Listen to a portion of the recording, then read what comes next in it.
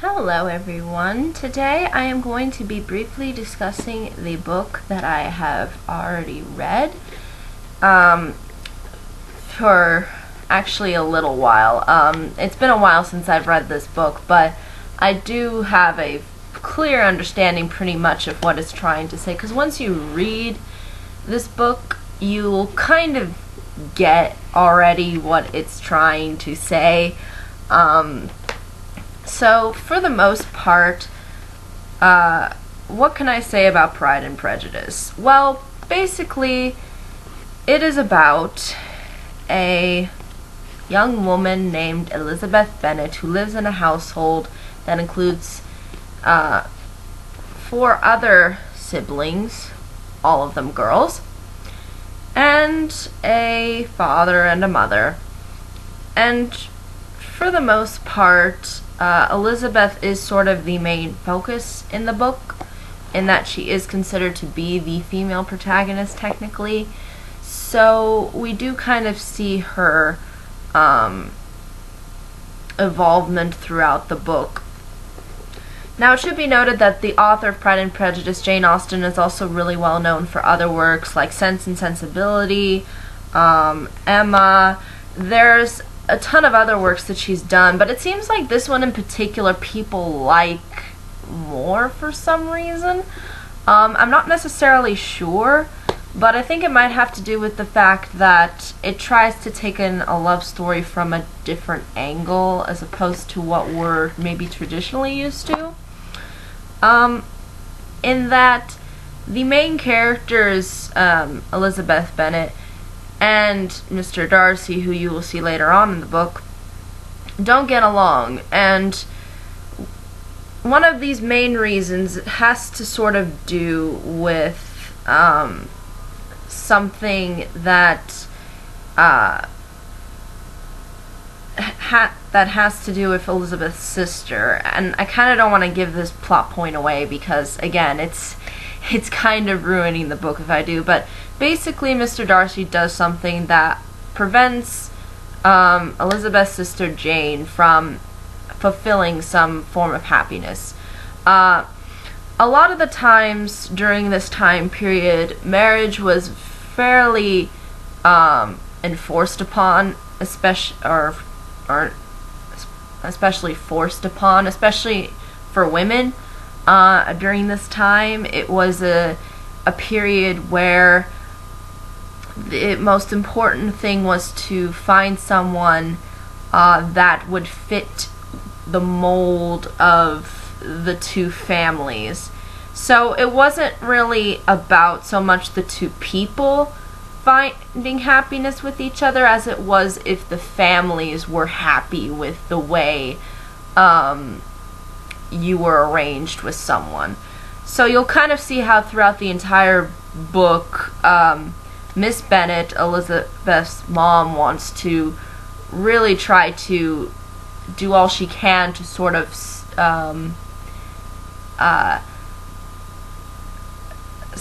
she can ultimately get to the point where her daughters find suitable husbands.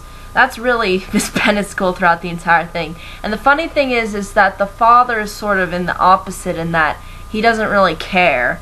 You'll see how Mr. Bennet is kind of like neglectful about this, and he's just kind of like, yeah, just let them do, you know, I don't know anything about this stuff, like don't bother me with it.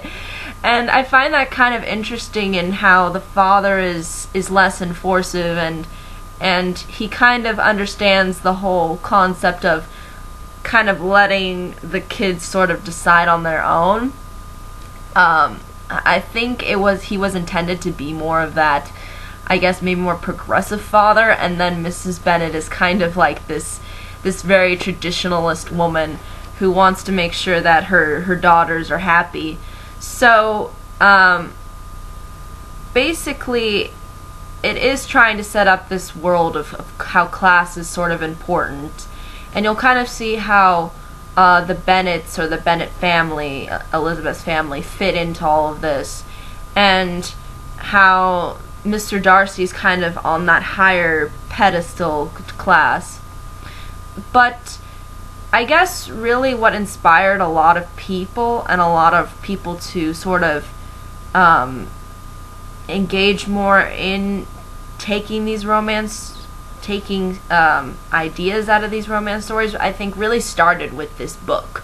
I think you could make a legitimate argument that a lot of people like to appeal to the idea that the couple, when they initially meet, don't get along, or put them in on different spectrums, and then they realize that they really do share something in common and that they do have this real bond. So again, it's something fairly non-traditional, and I think it reinforces the more, I guess, realistic aspects of love, and that the person that you meet ultimately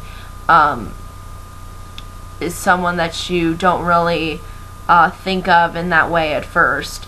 So again, I think this is fairly open. I mean, I don't think that I'm really not one of these people who feels like that this novel is so profound and so... I don't really see this book as being like the profound guide to love. Like, I really don't.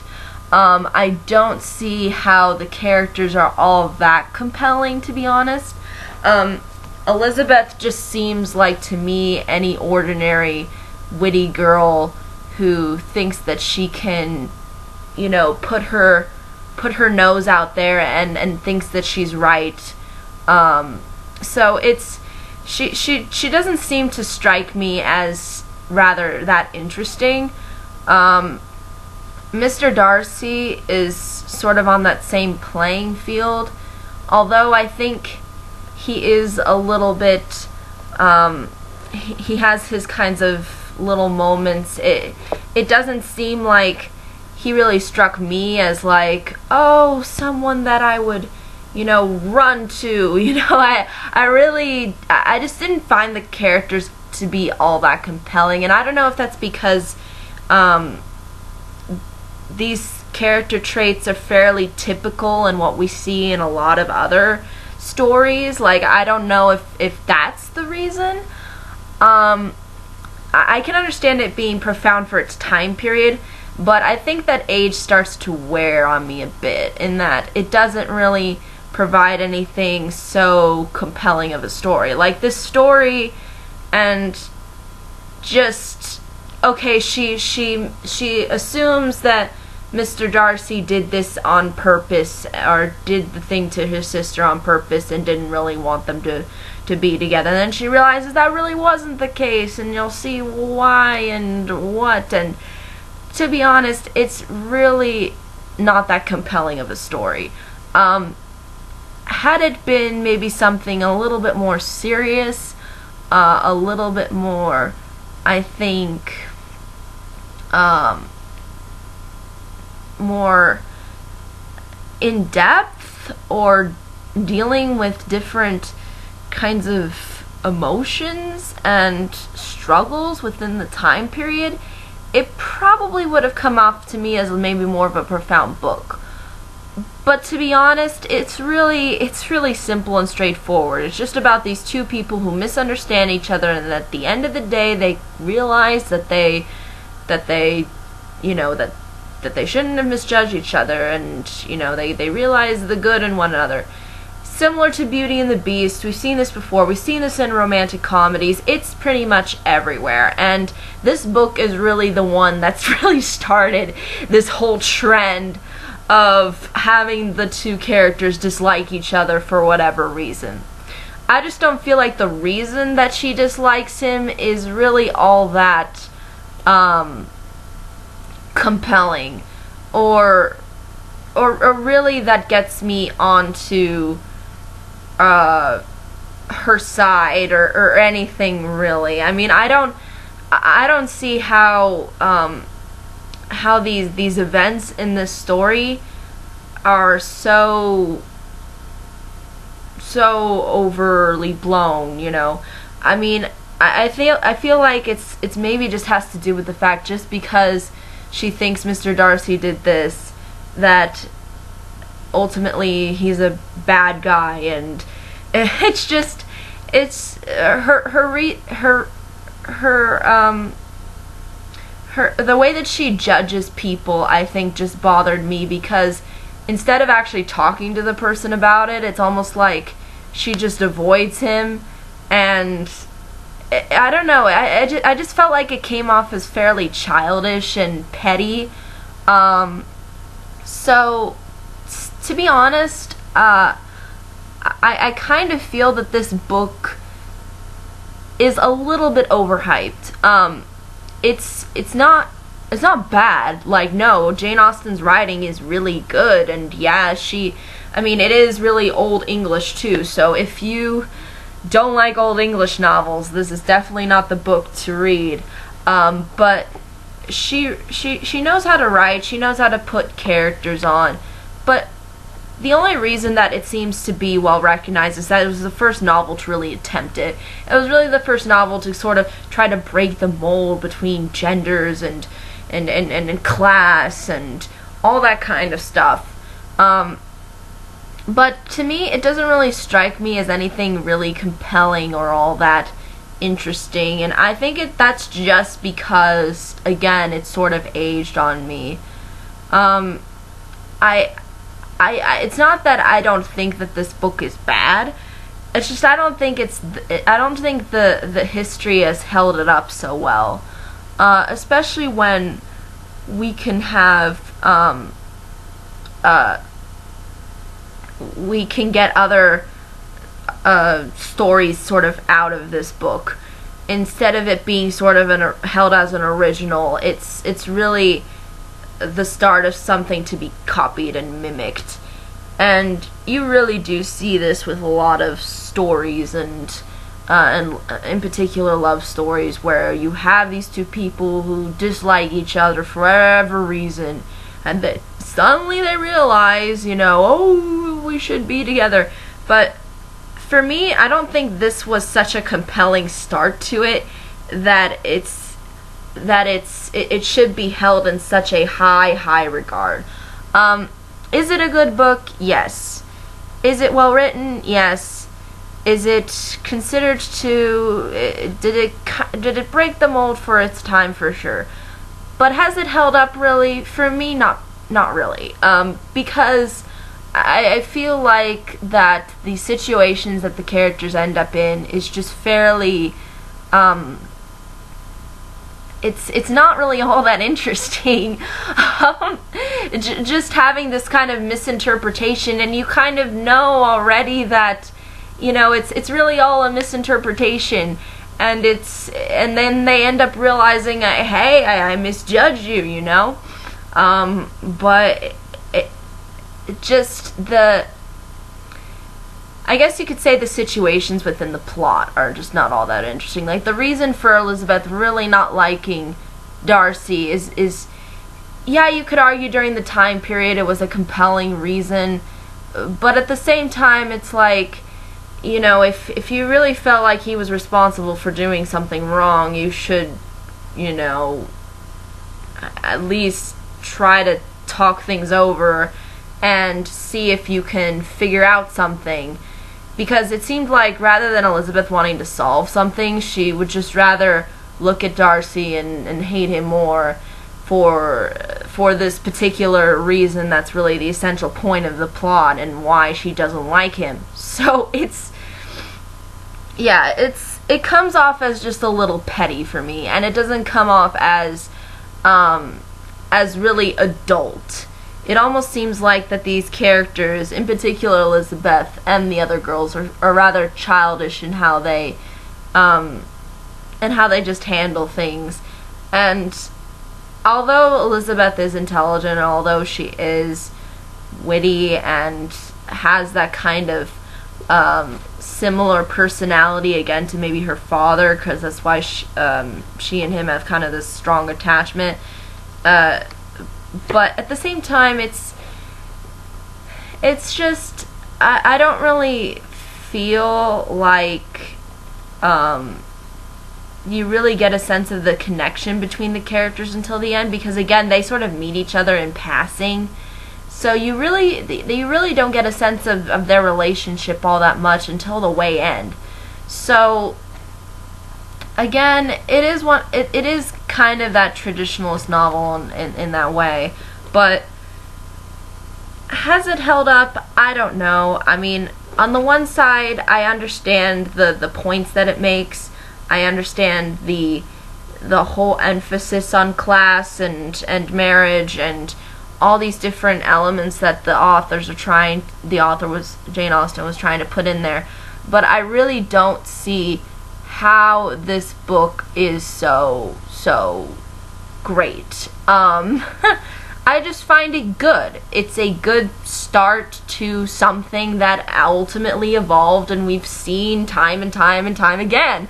I really don't see how it should be held on that high pedestal compared to all of these other works, like Beauty and the Beast, for example. I get a way more sense of their relationship than I really did in Pride and Prejudice, because again, they sort of meet each other in passing, and then you really don't get the sense of a relationship when you just see a person once, and then you go off, and then you're like, ooh, I hate this person, I've only seen him for like a couple of hours, but I already hate him even more. So it's like, it's really hard to get a sense of the relationship between the two. Because again, it's a lot of passing the ball and seeing each other and not seeing each other, and and then one person thinks this, another person thinks that. It's kind of like you really don't get a sense of the relationship until the way end, and even then, that's already when Elizabeth sort of changed her mind about him and has realized, yeah, he's not really a jerk. And he's someone that I could see spending the rest of my life with, which I find fairly odd how she goes from one extreme to the next. It doesn't feel like it flows. It feels like, I went from really not liking this person to suddenly having this overpoweringly sense of emotion that I really like him. So, again, I'm not trying to rant really on this novel. I'm not trying to put Pride and Prejudice down, because, I mean, how could I? But at the same time, I really don't find it all that compelling. I really don't. It doesn't strike me as something that that has these things going for it that makes it really stand out. I just think it was a good start to putting in this kind of formula, because we know that sometimes this happens to couples. Like some couples, there's some couples who connect instantaneously, and they really bond, and then they really discover that they like each other more, and yada yada yada. And then there's some couples where they completely don't like each other because they don't see the good in each other, and then they start to realize that that's not really the case. And again, it's fairly different. Excuse this dumb phone ringing, but basically, thank you, phone, for stopping that. So from what I can say, it's a good start to a formula that we've seen time and time again. That's really all I can say about this book. It's well written, it's well executed. The characters are interesting. It tries to create this compelling story. I feel like the movies, the latest movie that came out that had Keira Knightley in it, I thought was really well done. And I liked how sort of you could get the sense more visually when they would meet, and how they would interact. But again, it sort of has that same feel where, for the most part, they're separated, and and for the most part, we see it through Elizabeth's eyes and how she's thinking about how he's, just reads into things way too much, and makes these really outward assumptions, and and thinks that, you know, it's all his fault, and it's just it seems to me that it's become a little bit petty, and it's more childlike, I think, to me, because I feel like a lot of kids, when they end up liking each other, it's out of this kind of rivalry. But I feel like more adults, at least from what I can tell, kind of get over petty little things and sort of try to realize if something really can blossom between the two, or if that's not possible. Again, it's really hard to say. It is, I feel, a little, I don't want to say it's like the opposite of Romeo and Juliet. You know how Romeo and Juliet, they're like really like in love with each other, overly in love with each other, and to the point where they kill each other, or not kill each other, but kill themselves for each other. But it seems like Pride and Prejudice developed this other kind of extreme. Maybe not so much, I'm not saying it's as extreme as Romeo and Juliet, but you kind of see this sort of similarity in the pettiness, and how, you know, in Romeo and Juliet, Juliet is very angsty towards the end. She's like, no, I'm not marrying that other man, and no, you can't make me. And then you see Elizabeth Bennet going like, oh, I hate him even more now, and brah. So you get these two kind of childlike extremes, I think, going on. Again, Pride and Prejudice, maybe not so extreme, but it still feels that way, especially when they consider this to be the main point of the whole plot, and that Elizabeth hates Darcy. I don't even think it's really assumed that Darcy really hates Elizabeth. It's almost like he's just awkward at times and doesn't really know how to come off as, I guess, charismatic and suave and confident. So maybe that's why she makes assumptions about him, but I don't really feel like he was really old. He might have made assumptions too, but I don't really think it's that reinforced as Elizabeth's assumptions. And you'll really see this not just in the book, but in the movie as well. Like, it's really enforced that she's like, rah, I don't like you, and you know, you're just and then it's on until the end. Never mind, I take that back, I'm sorry. I'm sorry that I was such a, you know, I was so dumb.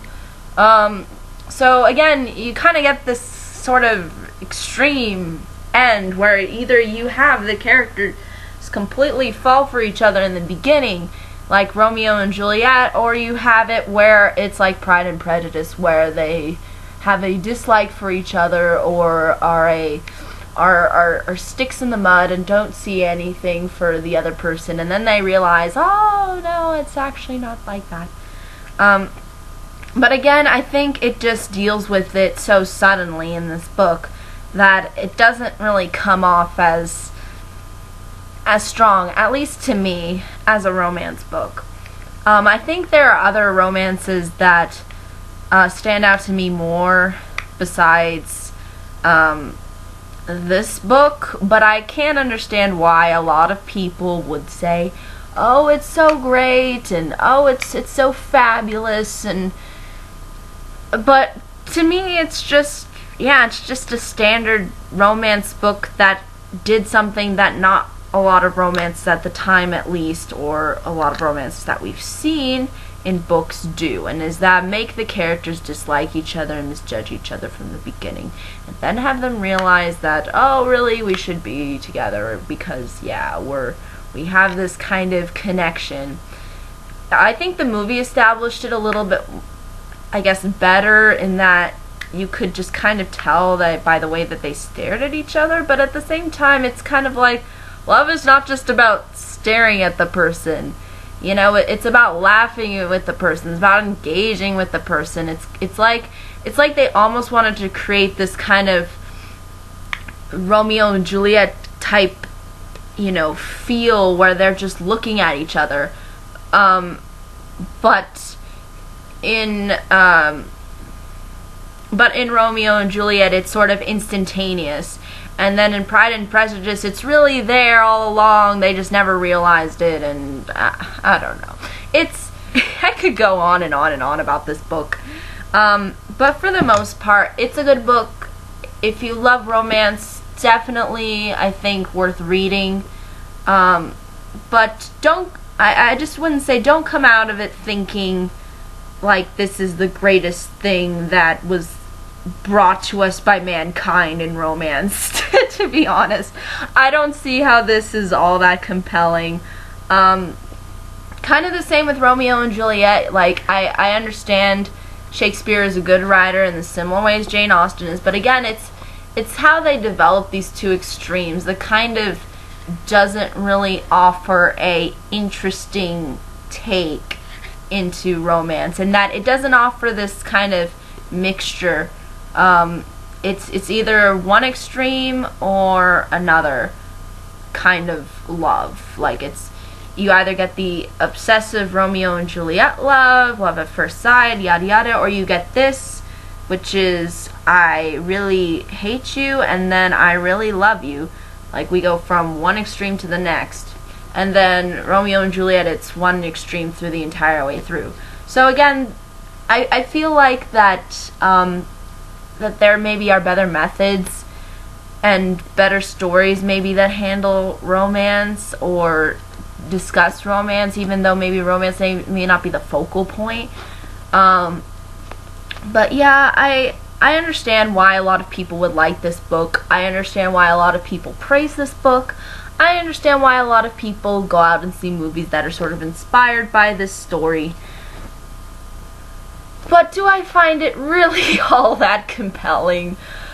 Not really. After really reading this, I didn't find it to be so grand. I thought it was good, but again, this is kind of my Secret of Nim again. If you've watched my Secret of Nim video, you'll kind of understand where I'm coming from, and that I feel like it's good, but it's not that great. It's not that great. I don't find the connection that they have to be all that interesting. And again, the novel puts up the point that they meet in passing, that it's just a couple of hours and then they go off. It's like they don't really develop a strong connection over time. It seems like they misjudge each other until the way end.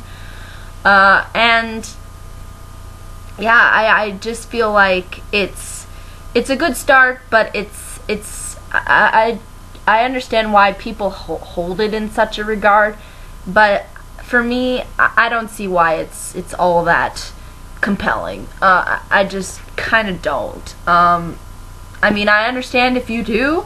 More power to you if you think this is like the greatest novel of all time. But for me, I just kind of look at it and go, yeah, it's good. It's good. It's good enough. But do I find it all that interesting or compelling? Not really. Not not in such an extent. But I think that's really all that I can say about this book. If you like Jane Austen's novels, for sure you'll like this one, for sure. Although I'm sure there's probably others who maybe feel like, oh, this is Jane Austen's most overrated work or whatever. But for me, if you like Jane Austen, this is really typical Jane Austen right here. But if you don't care for Jane Austen, this book isn't going to win you over. At least I don't think so, because again, a lot of her stories sort of follow these similar formulas, or different characters, different stories, but again, sort of revolve around this idea of class and of this 18th century, and it's really trying to be that kind of story. It's just trying to tell it from different angles with different characters and with a different premise. But yeah, I think that's really ultimately all I can say about Pride and Prejudice. But if there are any questions, comments, concerns, I'd be more than happy to answer them. But until next time, everybody. Bye-bye.